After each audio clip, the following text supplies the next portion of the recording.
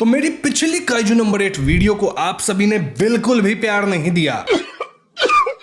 Still बेशर्मों की तरह हम फिर से काइजू नंबर 1 पे एक नई वीडियो लेकर आ गए हैं और आज की वीडियो एकदम नेक्स्ट लेवल पे रहने वाली है क्योंकि आज हम लोग टॉप 7 डिफेंस फोर्स मेंबर्स के बारे में जानेंगे। मतलब इन्हें रैंक करने वाले हैं और आप पूछ सकते हो कि साथ ही क्यों? वेल, थाला फॉर ए रीजन, लेकिन थाला is out of this season. Jokes aside, इस वीडियो में काइजू नंबर 8 को लेकर स्पॉयलर्स रहने वाली है, तो शुरू करते हैं वीडियो। तो जिन लोगों ने भी काइजू नंबर 8 का मांगा पढ़ रखा है उन्हें पता होगा कि काइजू नंबर 8 के अंदर जो डिफेंस फोर्स मेंबर्स हैं वो समय समय पे लेवल अप करते रहते हैं, अनलाइक सोलो लेवलिंग जहां सिर्फ एक बंदा लेवल अप कर रहा था। मरना तेरे को डर नहीं लगता? अब इस लेवलिंग अप के कारण डिफेंस फोर्स मेंबर्स को रैंक कर पाना थोड़ा मुश्किल है क्योंकि कब कोई कहां कितना पावरफुल होगा ये एग्जैक्टली कोई भी नहीं बता सकता। इसलिए आज वाली जो मैं आपको रैंकिंग बताऊंगा वो अब तक की सारी रिलीज चैप्टर को मद्देनजर रखते हुए की गई है और ये मेरी पर्सनल प्रेफरेंस है। आपकी रैंकिंग अलग हो सकती है और समय के साथ ये रैंकिंग चेंज भी हो सकती है, लाइक फ्यूचर में जब नए चैप्टर्स आएंगे। तो 7th स्पॉट में मैं रखना चाहूंगा 3rd डिवीजन के इहारा फुरुहाशी को। अब फुरुहाशी का नाम सुनते ही मांगा रीडर्स जो है वो मेरा गर्दन पकड़ लेंगे कि भाई तू इसे कैसे रख रहा है टॉप 7 में, ये तो एकदम रुकी है। वेल, मेरी बात सुनो, फुरुहाशी की कुछ है यूनिक क्वालिटीज जिसकी वजह से ही वो टॉप 7 पे है। तो सबसे पहली क्वालिटी तो यही है कि ये बंदा गिव अप नहीं करता है, साथ ही ये बहुत ज्यादा कॉम्पिटिटिव है। इनिशियली वो सिर्फ 14% सूट पावर को ड्रॉ कर पाता था, लेकिन ट्रेनिंग के तुरंत बाद ही वो 20% पे पहुंच गया। फिलहाल वो 24% पे स्टेबल है, लेकिन लड़ाई के वक्त उसकी ड्रॉइंग कैपेबिलिटी जो है ना स्पाइक करती है। I mean, जब वो रेनो से कंपीट करके उसके जितना स्ट्रॉन्ग बनना चाह रहा था तो कुछ सेकंड के लिए उसकी ड्रॉइंग पावर 24 से 42 पे चली गई थी। हालांकि बाद में अगेन 24 पे ही आ गई, बट दिस टेल्स अस कि फुरुहाशी एक फ्लैश अडेप्टर है। ये एक स्पेशल एबिलिटी है मित्रों, जहां पे आपके ब्रेन स्ट्रक्चर के कारण आप बहुत लंबे समय तक बहुत हाई पावर को एकदम मेंटेन नहीं कर पाओगे। रादर इसके कारण फुरुहाशी का जो फाइटिंग स्टाइल है वो रैपिड एक्सप्लोसिव टाइप का हो गया है, यानी कि वो शॉर्ट बर्स्ट्स में एक्स्ट्रा पावर ड्रॉ कर पाता है। अगर हम 4th डिवीजन के कैप्टन ओगाटा की माने तो अगर फुरुहाशी अपने इस पावर को कंट्रोल कर लेता है तो वो एक टाइम पे रेनो तक को सरपास कर सकता है। मैं नहीं मानता। मानना पड़ेगा क्योंकि करेंटली मांगा में इहारा फुरुहाशी एक बार 88% तक पावर ड्रॉ कर पाया था, जो कि ऑलमोस्ट कैप्टन लेवल की पावर ड्रॉइंग है। तो आप देख सकते हैं कि मैं जो यहां रैंकिंग कर रहा हूं वो overall ability, then potential and कई दूसरे फैक्टर्स को जोड़ जाड़ के कर रहा हूं। समझ रहे हो? सिर्फ सूट से आप कितना पावर ड्रॉ कर सकते हो इसको देख के रैंकिंग नहीं हो जाती, बहुत सारे दूसरे चीजों को भी कंसीडर करना पड़ता है। साथ ही यहां मैं एक और राज खोल दूं आप लोगों को। तुमको पता है कुछ डिफेंस फोर्स वाले लिटरली काइजू को एज अ वेपन वील्ड कर सकते हैं। क्या बात कर रहे हैं बाबा? जी हाँ, ये कोई यूजुअल वेपन नहीं बल्कि एक बहुत ही स्ट्रॉन्ग वेपन बॉडी है फ्रॉम अ काइजू। अब ये हर कोई ऐसा नहीं कर सकता क्योंकि उस स्ट्रॉन्ग काइजू से कंपैटिबिलिटी भी तो चाहिए। ये गलत हैंड साइन है। माय पॉइंट इज कि मैं रैंकिंग में ये सारी चीजों को कंसीडर कर रहा हूं, तभी अपनी रैंक बना रहा हूं। एकदम से चढ़ मत जाना मेरे ऊपर। तो इतना ज्ञान पेलने के बाद 6th नंबर पे मैं रखना चाहूंगा रेनो इचिकावा को। हाँ, वही रेनो जो कि अपने काफका का चड्डी बड्डी बन गया है और पहली बारी में वो अपनी सूट से सिर्फ 8% पावर ड्रॉ कर पाया था, लेकिन ट्रेनिंग के ठीक बाद रेनो सीधा 18% पे जंप मारा था, जो कि देखा जाए तो सबसे बेस्ट इंप्रूवमेंट है अमॉन्ग एवरीवन। और यही वजह है कि शायद रेनो को सभी लोग fastest improving defence force member मानते हैं। वाइस कैप्टन होशिना के हिसाब से रेनो के अंदर इतनी पोटेंशियल है कि एक पॉइंट पे वो जरूर कैप्टन तक बन सकता है। और रेनो में खास ये है कि रेनो एक ऐसे काइजू को ढूंढ लिया है जो कि उसके साथ मतलब कंपैटिबल है, ठीक है, ये नहीं। और ऐसे में रेनो उस काइजू को एज अ वेपन वील्ड कर सकता है। अब जिससे रेनो कंपैटिबल है वो है काइजू नंबर 6, जिसे किंग ऑफ काइजूज माना जाता है। क्यों? क्योंकि ऑफ कोर्स वो one of the strongest kaiju है। मजा आया। मांगा के रीसेंट चैप्टर्स में रेनो अपनी इस काइजू वील्डिंग पावर को कहीं ना कहीं यूज कर पाया है और काइजू वेपन का थोड़ा सा ही इस्तेमाल करके रेनो सीधा 43 से 51% तक चला गया था ऑलमोस्ट। इतना ही नहीं, रेनो बहुत ही हाई अमाउंट ऑफ आइस और फ्रीजिंग एनर्जी का भी इस्तेमाल कर पा रहा है। कैसे? इस काइजू वेपन के कारण। And this makes me wonder कि शायद काइजू नंबर जो 6 होगा उसकी मेन पावर इसी आइस या फ्रीजिंग वगैरह से रिलेटेड होगी। वैसे मैं आपको बता दूं कि रेनो अब तक अपने वेपन को ठीक ढंग से मास्टर नहीं किया है और वो हर एक चैप्टर के साथ इंप्रूव होता जा रहा है। And it wouldn't be an over से अगर मैं कहूं कि रेनो अगर अपने काइजू वाले वेपन को ठीक ढंग से इस्तेमाल कर ले तो भैया वो सभी को सरपास करने की क्षमता रखता है। कुछ ज्यादा नहीं हो गया? मूविंग ऑन 5th पे मैं रखना चाहूंगा किकोरू शिनोमिया हानामिया को। अब जो लोग एनीमे देख रहे हैं उन्हें किकोरू के बारे में तो पता होगा ही।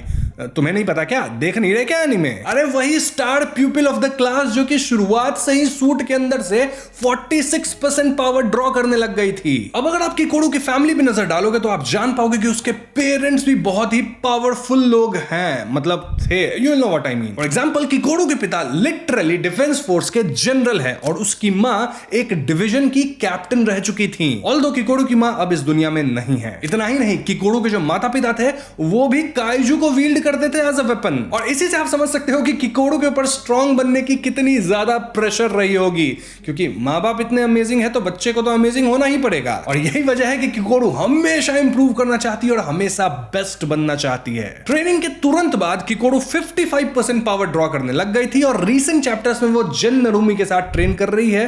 और जिन नरूमी कौन है वो भी इस लिस्ट में आएगा, मैं आपको बता दूं।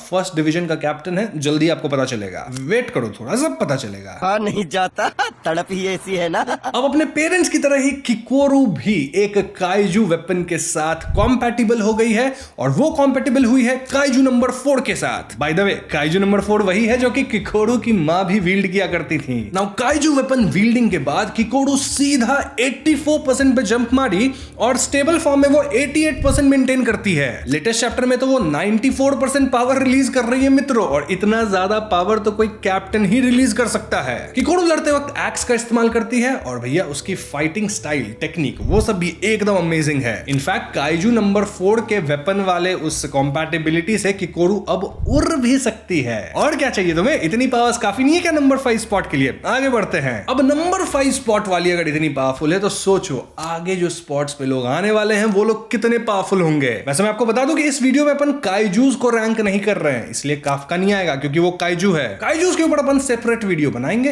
1 से लेकर 15 तक है भैया, मतलब मजा आएगा उसमें भी। एंड देन एक और वीडियो बनाएंगे जिसमें सबको मिला के रैंक करेंगे, लेकिन वो सारी वीडियोस तभी आएंगी जब इस वीडियो पे 20 के लाइक्स हो जाए। और आप लोग मुझे इंस्टाग्राम, ट्विटर हर जगह फॉलो कर लो, ठीक है? सबका लिंक डिस्क्रिप्शन में है। मूविंग ऑन, नंबर 4 पे मैं रखा हूं तुम सभी के दिलों की धड़कन मीना अशीरो को। हम सब जानते हैं कि मीना 3rd डिवीजन की कैप्टन है और अपने काफका की लव इंटरेस्ट है। पर्सनली तो मैं मीना को अभी आई स्टूडेंट से नीचे रखता, लेकिन ये स्टूडेंट्स अभी उस लेवल पे नहीं है। साथ ही मीना की शूटिंग एबिलिटीज को हम अंडर एस्टिमेट नहीं कर सकते। जिन्हें नहीं याद उन्हें मैं बता दूं कि मीना के पास एक खास एबिलिटी है जहां वो शूटिंग वेपन से कुछ ज्यादा ही नेक्स्ट लेवल पे पावर ड्रॉ करती है। इससे वो जायंट क्लास वाले काइजूस को इजीली निपटा पाती है, लिटरली दूर से ही शूट करके टिशके। मीना को स्ट्रॉन्गेस्ट फीमेल कैप्टन माना जाता है और अगर बात सिर्फ जायंट काइजूस को मारने की हो तो मेरे हिसाब से मीना जिन नरोमी से भी ज्यादा बेहतर है। मीना अपने सूट से 96% पावर ड्रॉ करती है, विच इज अमेजिंग। तो इतना सब के बाद भी मैं क्यों कह रहा हूं कि मीना को मैं शायद नीचे रैंक करता। मीना की यूएसपी सिर्फ शूटिंग ही है, मतलब बाकी चीजों में भी अच्छी है, लेकिन shooting is the main thing. और कहीं ना कहीं मैं मीना में उतनी इंप्रूवमेंट नहीं देख पा रहा हूं जितना बाकियों में देख रहा हूं। और एक और बात कि मीना भले ही सबसे ज्यादा स्ट्रॉन्गेस्ट है, लेकिन उससे भी ज्यादा strong defence force members exist करते हैं। वैसे मैं आपको बता दूं कि मांगा के अंदर जो अपना मेन विलन है यानी कि काइजू नंबर 9, वो मीना को टारगेट कर रहा था उससे इन्फ्यूज होने के लिए। इनफैक्ट रेडिट पे तो थियरीज भी चल रही है कि अगर मीना इन्फ्यूज होती है तो उसकी पावर बहुत ज्यादा बढ़ जाएगी एंड देन ये जो मेरी पूरी रैंकिंग है वो लुढ़क जाएगी, मतलब चेंज करना पड़ेगा सब। हाँ, करंटली मीना किसी काइजू नंबर वेपन को तो वील्ड नहीं करती है, लेकिन अगर फ्यूचर में वो ऐसा करती है, हाफ इन्फ्यूज भी होती है, तो हाँ चीजें बदल जाएगी। लेकिन अगर मीना ऐसा नहीं करती तो अपने जो यंग ऑफिसर्स है वो जिस रेट पे इंप्रूव कर रहे हैं वो लोग मीना को ओवरटेक कर जाएंगे। अब नंबर 3 पे मैं जिसको रखने वाला हूं उसका नाम सुन के आप लोग मुझे गालियां दोगे, जूते मारोगे, चप्पल फेंकोगे, अंडा फेंकोगे, लेकिन ये मेरी रैंकिंग है, मैं रखूंगा। तो हाँ, नंबर 3 पे मैं रखना चाहूंगा vice captain of 3rd division जिसका नाम है होशिना। अरे सुन तो लो मेरी बात, मैं दूंगा एक्सप्लेनेशन, मैं उसको क्यों 3rd पे रखा हूं। इस गुस्ताखी की एक्सप्लेनेशन तो बनती है। देखो, होशिना एकदम अमेजिंग और इंटेलिजेंट है, साथ ही वो लड़ाई में हमेशा स्ट्रैटेजी अपनाता है, मतलब स्ट्रैटेजी बेस्ड बंदा है एकदम। नो वंडर ये बंदा शुरू से डाउट कर रहा था कि भैया अपना काफका पक्का काइजू है। होशिना एक ट्रेडिशनल वॉरियर है, यानी कि अभी भी वो ब्लेड्स को इस्तेमाल करना प्रेफर करता है। जैसे आजकल का जमाना तो बंदूक, गोली, बारूद का हो गया है, लेकिन अपना होशिना बहुत ही तगड़ा स्वॉर्ड्समैन है और हैंड टू हैंड कॉम्बैट में भी बंदा एकदम नेक्स्ट लेवल पे है। अब आप पूछ सकते हो कि होशिना अगर इतना काबिल है तो वो वाइस कैप्टन क्यों है? भैया वो कैप्टन क्यों नहीं बना 3rd डिवीजन का? वेल होशिना की जैसी स्किल्स है उस हिसाब से अगर आप देखो तो उसको जो है ना जायंट क्लास काइजूस के सामने थोड़ा डिसएडवांटेजेस रहता है, और इंसानों के सामने तो मीना मारती है इन बड़े बड़े काइजूस को, तो मीना बन गई कैप्टन और होशिना रह गया वाइस कैप्टन। लेकिन अगर बात मिड साइज या फिर स्मॉल साइज काइजूस पे आती है तो उस पॉइंट पे होशिना मीना से बेहतर है। इनफैक्ट वो प्लान वगैरह भी बेटर करता है, तो ये भी उसके फेवर में ही काम करती है। To top it all, recent chapters में होशिना काइजू नंबर 10 को वील्ड कर लिया है एज अ वेपन, और ये काइजू वेपन एकदम खास है, one of its type, because इसके पास अपना दिमाग है।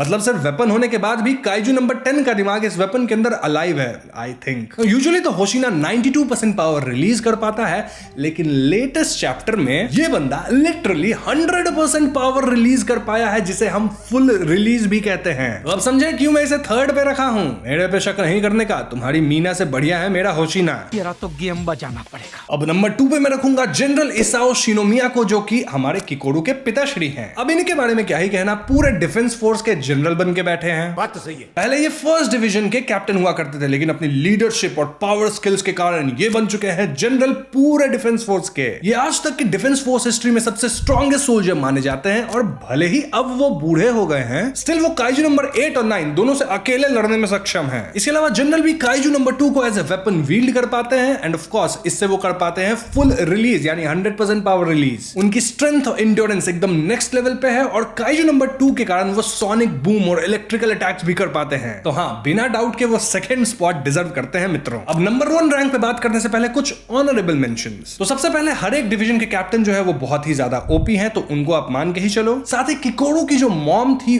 वो भी बहुत ही ज्यादा ओपी थी। उनके बारे में हम किसी और वीडियो में बहुत ही क्लियरली बात करेंगे, किकोरू की पूरी हिस्ट्री पे, उनकी हिस्ट्री पे। इस वीडियो में मैं उनको नहीं रखा बिकॉज शी इज नो मोर। खैर, इसी के साथ हम पहुंच गए हैं नंबर 1 रैंक के डिफेंस फोर्स मेंबर की तरफ, जो कि मेरे हिसाब से स्ट्रॉन्गेस्ट डिफेंस फोर्स मेंबर है और मेरा फेवरेट भी है, जिसका नाम है जिन नरूमी। जी हाँ दोस्तों, जिन नरूमी 1st डिवीजन का कैप्टन है, और इसे मैंने नंबर 1 पे इसलिए रखा है क्योंकि ये मेरा फेवरेट है, मैं रखूंगा। नहीं बस इसलिए नहीं रखा, लिटरली बंदा डिफेंस फोर्स का स्ट्रॉन्गेस्ट मेंबर है। जिन नरूमी को जापान का स्ट्रॉन्गेस्ट एंटी काइजू कॉम्बिटेंट कहा जाता है, ऑल्दो वो मीना जितना फेमस नहीं है। हमारे जनरल तक कहे थे कि वो जिन नरूमी के भरोसे पूरे डिफेंस फोर्स को रख सकते हैं। जिन नरूमी यूजुअली 98% पावर ड्रॉ करता है, और इसके ऊपर वो काइजू नंबर 1 को वील्ड करता है, तो भैया वो फुल रिलीज के भी कैपेबल है। अब काइजू नंबर 1 की पावर क्या है? वेल, वो जिन नरूमी की आंख में काइंड ऑफ इम्प्लांटेड है, जिससे नरूमी के पास आ जाती है फोरसाइट की पावर। मतलब जिन नरूमी लिविंग बीइंग्स के बॉडी के